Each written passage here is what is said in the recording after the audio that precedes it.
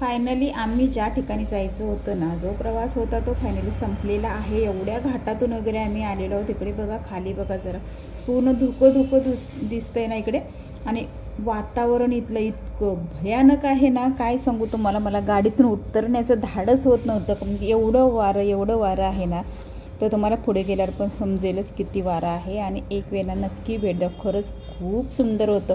मी पावसाळ्यामध्ये आले होते, त्याच्यानंतर पुन्हा आता आले म्हणजे थंडीमध्ये, पण थंडी इतकी नाही आहे। पण वारं जे आहे ना ते किती म्हणजे एका वेळेला एक 50 पंखे लावलेले असतील ना, अशा प्रकारचं वारं होतं। पूर्ण पुश करत होतं मला, वरती असं जात होतं तेव्हा। तर गौरांगला म्हटलं दाखव जरा, एखादा फोटो घे। आणि एवढं मला वाटते ना, हे उंच ठिकाण असल्यामुळे ना इथे वारं एवढं असू शकतं।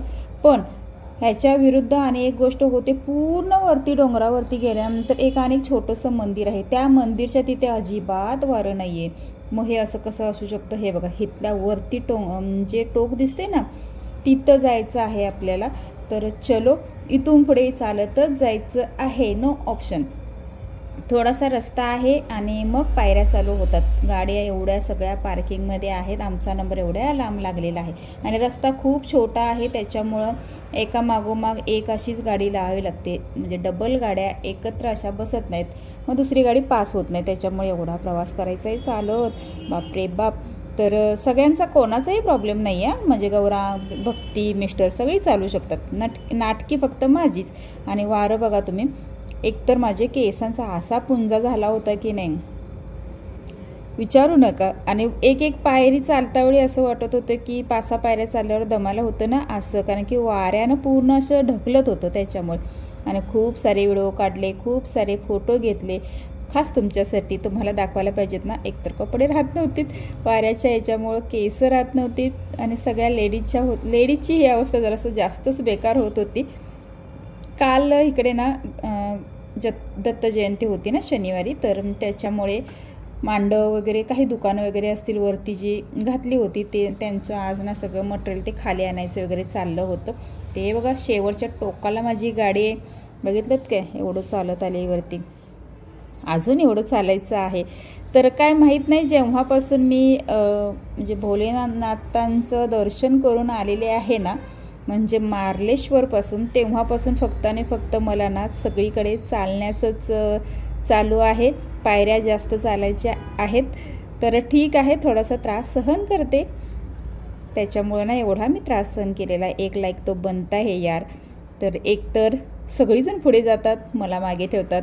आणि पाणी वगैरे, मी काही पर्स, पाण्याची बाटल वगैरे काही ओझं आणलेले नाही, सगळं जे काही आहे ते गाडीतच ठेवले, कारण की एकतर माझं मला चालायला होईना, आणि त्याच्यात ते पाणी, पर्स वगैरे कुठं सांभाळायचं, वरती पाणी वगैरे आहे।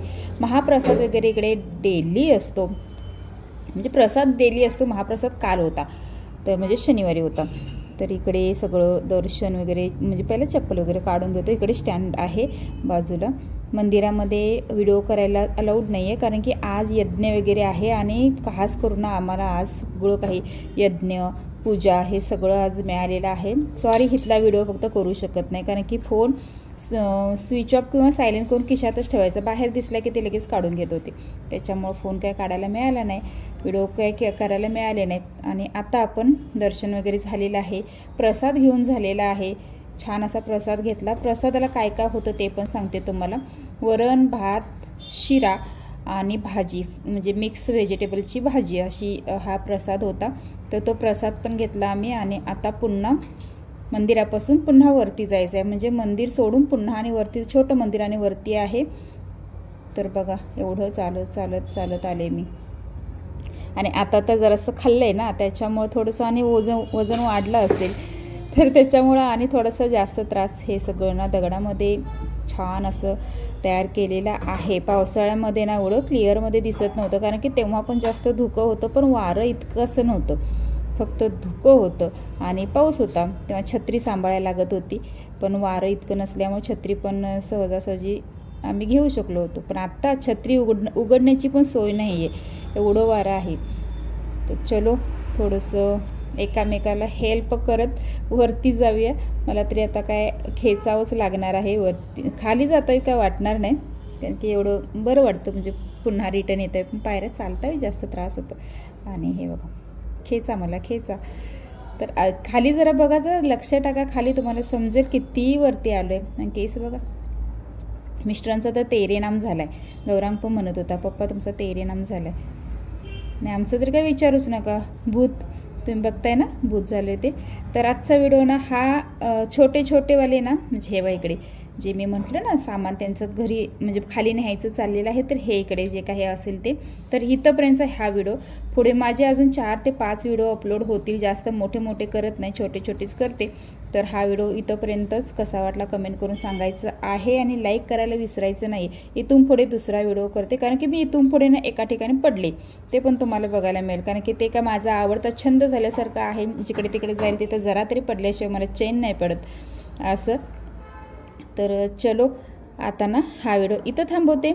नेक्स्ट व्हिडिओ बघा कुठं पडले, कुठं लागलं, आणि हे मंदिर पण तुम्हाला दाखवते आतमध्ये जाऊ. चलो थांबा 1 मिनटं, पहिला घंटा वाजवून घेते. टन टन टन. जास्त नाही, त्रास नाही देत मी, 2 ते 3 वेळाच फक्त वाजवते. तर नेक्स्ट व्हिडिओ नक्की बघा. चलो.